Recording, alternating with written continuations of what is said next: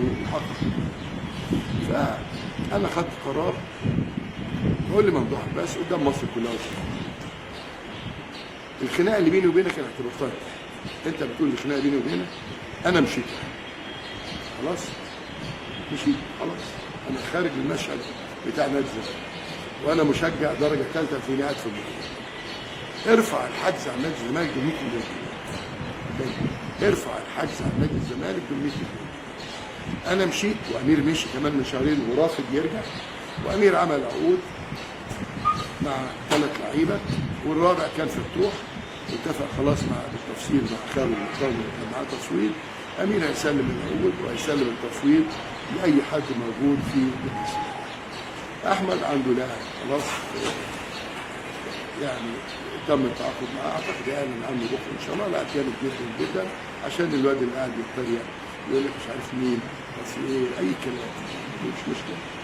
احمد بقى عايز يكمل، عايز يقعد، ولادي عندهم شخصيه او محترمين، واللي بيقول ان احمد جاب شويه عيال بنات مش عارف يكمل، كل ده كذب في كذب في كذب. دول اللي خدوا بطوله افريقيا لاول مره في تاريخ الزمالك، وفريق اليد الطايره اللي عمله اول مره في تاريخ الزمالك، دوري وكاس ودوري وكاس. اليد ما شاء الله يعني حدث ولا حرج بطولات. كرة قدم 14 بطوله الحمد لله خدناها في فتره سنه.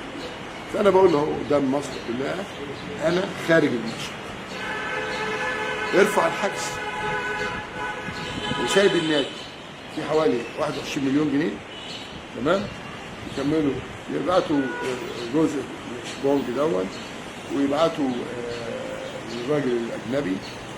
وبشكر كل اللعيبه الرجاله الابطال اللي اتحملوا يا كابتن شيكابالا، والله عارفين انك تتحملوا، بس ما كانش ينفع ان بعد الماتش وفرحه الجماهير تقول عندنا مشاكل. كنت عايزك تكمل ان المشاكل دي بسبب ممدوح عباس اللي حاجز على الارصده، كمل. لكن اللعيبه رجاله، اللعيبه المستحمله كلهم واقفين وقفه راجل بصراحه.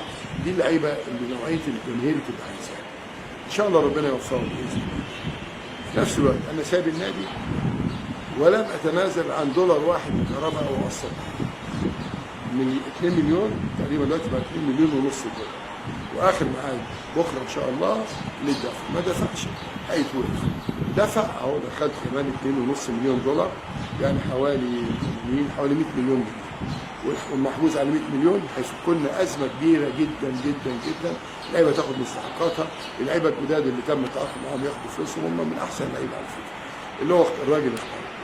فاتمنى اهو قدام مصر كلها بقول اهو انا خارج المشهد، انا خارج نادي الزمالك.